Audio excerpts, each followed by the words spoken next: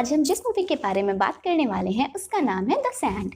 कहानी की शुरुआत में हमें बीच पार्टी का एक सीन दिखाया जाता है जहां पर कुछ लोग पार्टी कर रहे होते हैं।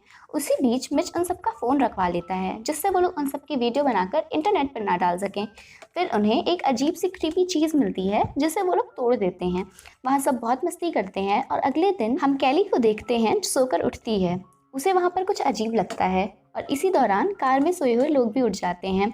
वहाँ पर देखते हैं कि चंदा उठते ही जोएना को किस करने लगती है। इस बार वो उसे रोकता है और वो लोग टेबल पर सो रही मार्शल को उठाने की कोशिश करते हैं जो कि पूरी तरह से नेकेड होती है और जगते ही उसे वॉमिटिंग होने लगती है। तभी केली की नज़र रेत पर बैठी चिड़िया पर पड़ती है जिसे देखते ही देखते रेत अपने अंदर समा लेती है।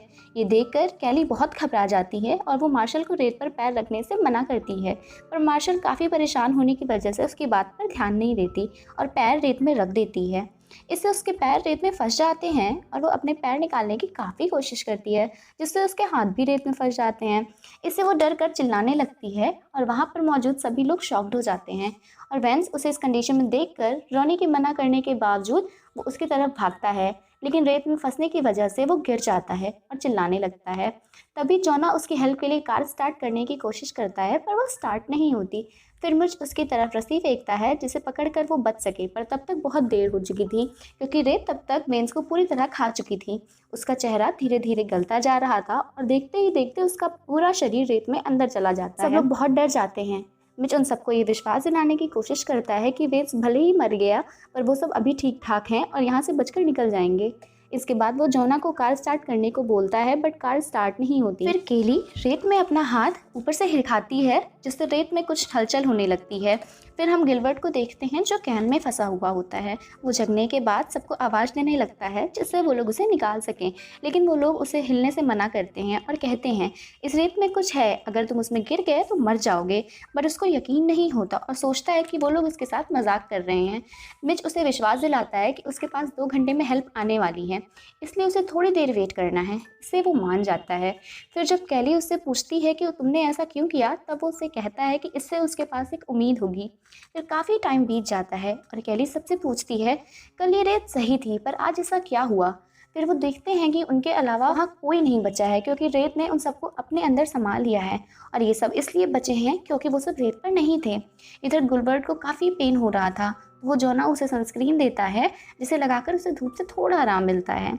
तभी उस सबकी नज़र उस क्रीपी चीज़ पर पड़ती है जो अब 2 अलग टुकड़ों में दिख रही थी, जिसे देखकर उन्हें पता चलता है कि वो एक अंडा था।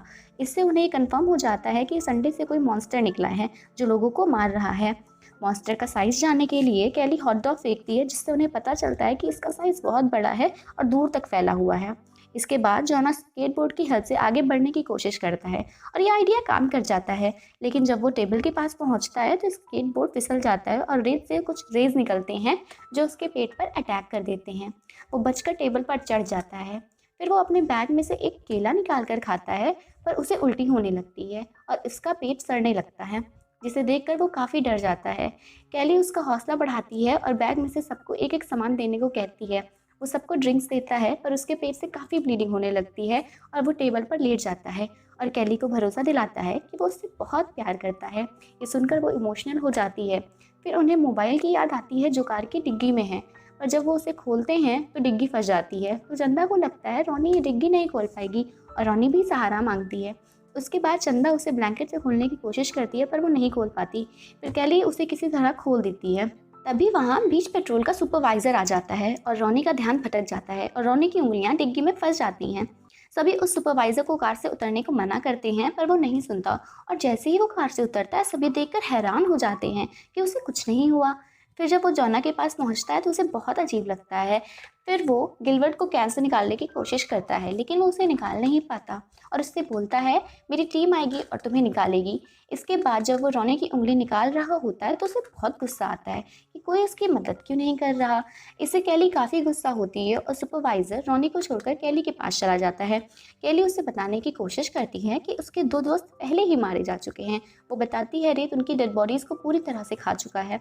ये सुनकर वो काफ़ी गुस्सा होता है और कैली और मिच को नीचे बुलाता है और और केली मना कर देती है, लेकिन सुपरवाइज़र नहीं मानता और अपनी गन निकालने की कोशिश करता है।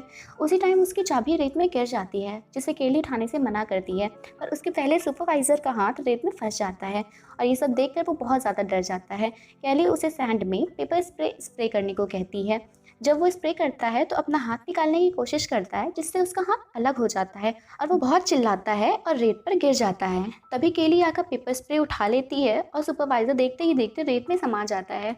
इसके बाद मिच कहता है उसे यहाँ से निकलने के लिए टॉवल चाहिए, क्योंकि सुपरवाइज़र अपने शूज़ की वजह से रेत में चल पा रहा था। और इसके बाद वो टॉवल लेने की कोशिश करता है और रेलिंग टूटने की वजह से रेत में गिर जाता है और रेत से निकले बहुत सारे टेंटिकल्स उसका खून चूसने लगते हैं और उसे भी खा जाते हैं।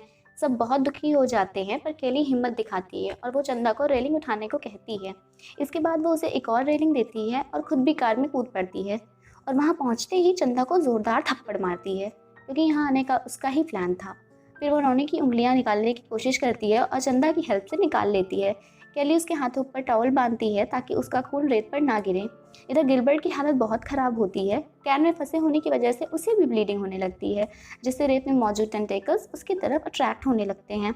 इधर केली चंदा की हेल्प से रेलिंग जॉना तक पहुंचाती है और उसकी मदद से जॉना चंदा तक पहुंच जाती है।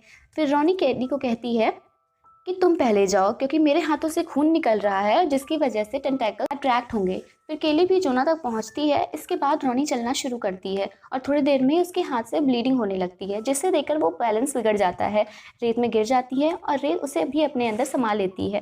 फिर गिलबर्ट के पास भी टेंटेकल्स पहुंच जाते हैं। इसी दौरान चंदा अपने पैरों पर टॉवल लपेटकर सुपरवाइजर की कार तक पहुंच जाती है। तभी गिलबर्ट को वो टेंटेकल्स खा लेते हैं। इतने लोगों को खाने के बाद वो मॉन्स्टर बहुत बड़ा और पावरफुल हो जाता है। तभी वो मॉन्स्टर गाड़ी पर भी अटैक करता है और चंदा बेहोश हो जाती है। इससे केली बहुत परेशान हो जाती है और रात को चंदा को होश आता है और वो जोना को कार के अंदर बैठाते हैं। लेकिन जब केली कार के अंदर आती है तभी मॉन्स्टर उस पर अटैक करता है और कार का गेट बंद कर देता है और केली गाड़ी के ऊपर चढ़ जाती है। तभी उसे गैसोलीन का कैन मिलता है, लेकिन जैसे ही वो उसे उठाती है मॉन्स्टर कैन छीन लेता है, पर वो दूसरा गैसोलीन डालकर मॉन्स्टर को जला देती है। फिर जैसे केली गाड़ी में बैठती है मॉन्स्टर फिर से गाड़ी पर अटैक करता है, पर केली गेट बंद कर देती है और सब थक कर सो जाते हैं। फिर सुबह एक आदमी उन्हें आकर जगाता है और वो डर कर बाहर आती है और मॉन्स्टर वहाँ नहीं होता। उन्हें लगता है कि रात में मॉन्स्टर जलकर मर चुका होता है और वो दोनों गाड़ी से बाहर आकर जाने लगती हैं। जॉना पेट में चोट लगने की वजह से रात में ही मर चुका होता है और फिर दिखाया जाता है कि मॉन्स्टर मरा नहीं है, बल्कि वो समुद्र के रास्ते शहर की ओर जा रहा है और मूवी यहीं पे ख़त्म होती है।